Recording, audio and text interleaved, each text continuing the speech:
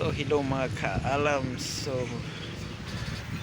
for today's video meron tayong printer, no. Continue tayo dito, anong part na to. So Epson L5190.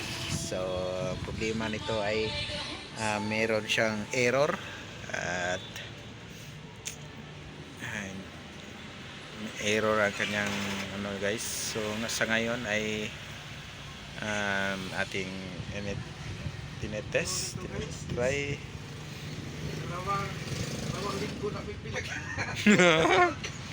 Dalawang linggo namin to pinag-aralan.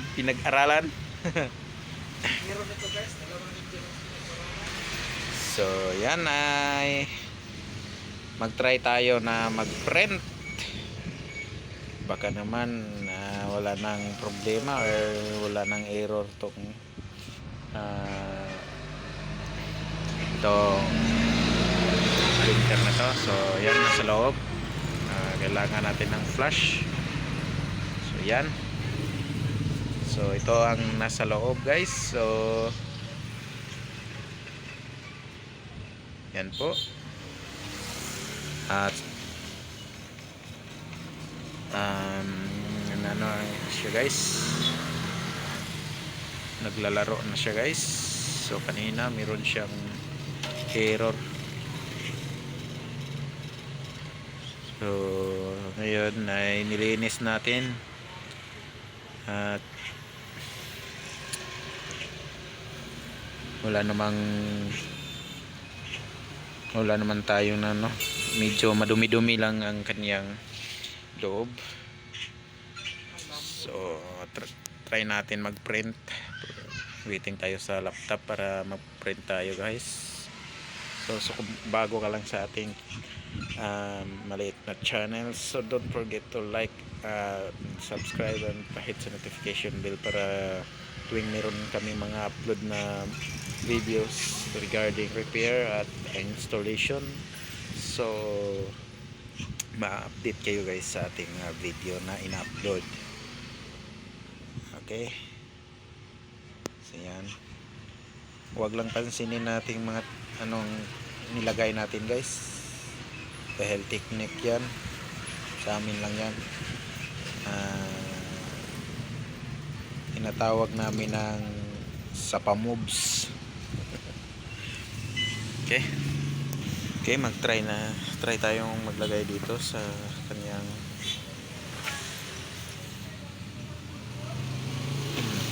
para mag-print tayo. Okay. So yan guys, test natin yan guys.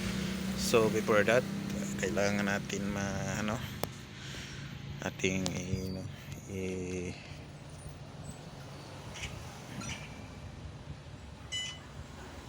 kailangan natin i-clean kanyang printed dahil matagal na tong hindi na nagagamit sa may-ari.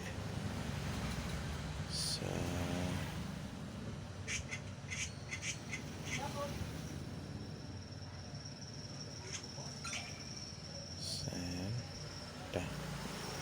hangin natin. So ang model niya ay L5190. So pansak natin guys. Off na natin para sure.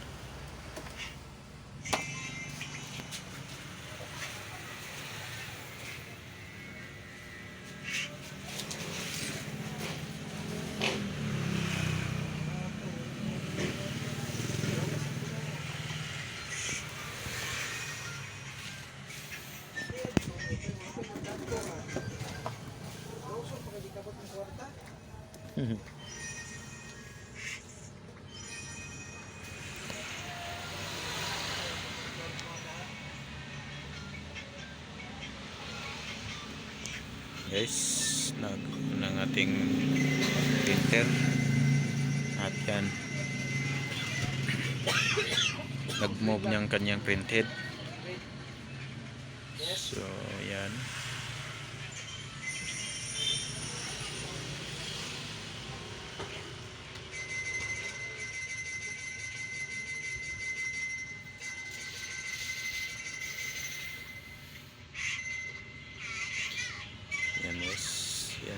lusing yan mga master.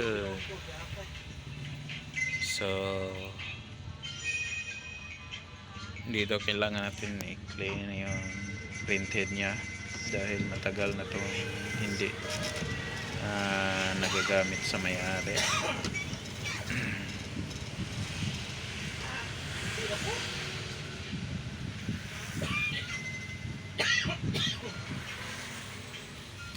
Okay.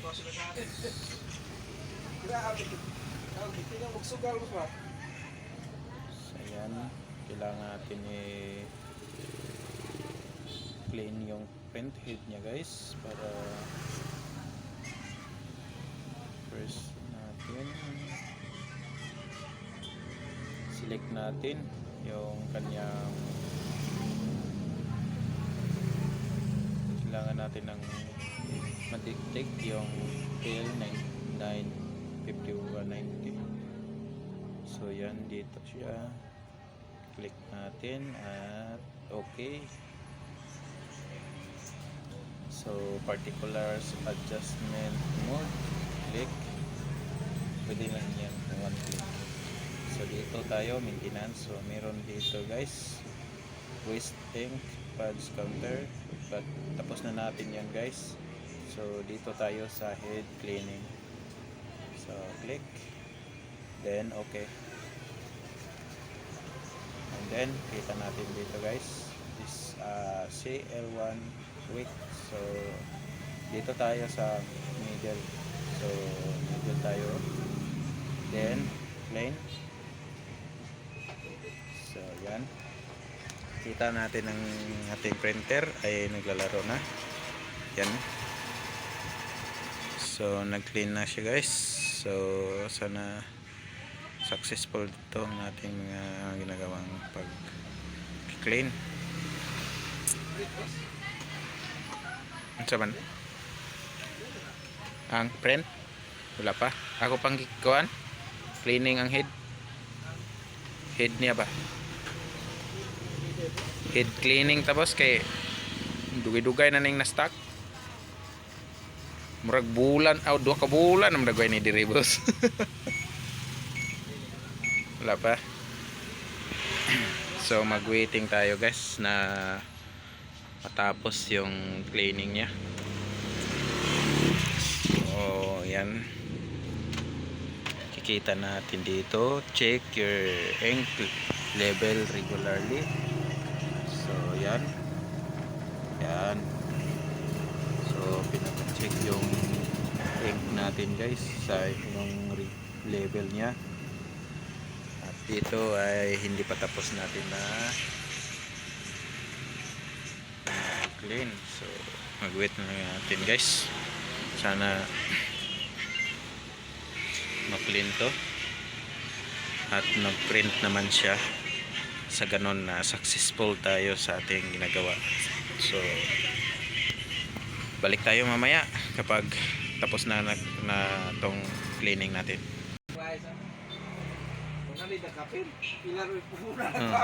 So okay guys, successful na ang ating cleaning. The head cleaning has been completed properly. So okay natin guys, at try natin mag-print kung mag-print na ba sa back to mga picture guys. Try natin mag-print, no? So balik lang tayo, medyo mahaba ng video natin. So ito guys ang ating i-print yung Tambayan Piso Wi-Fi. So dito ay pipiliin natin yung printer.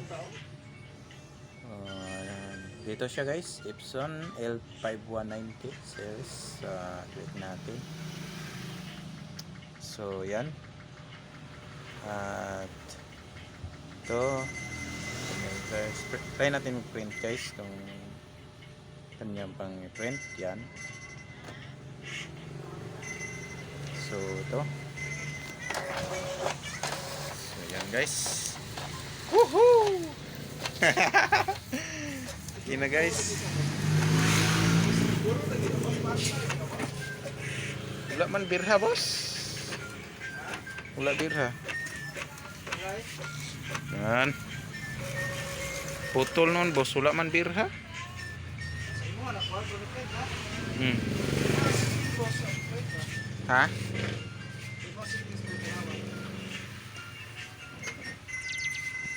Diyan, napolgo nun.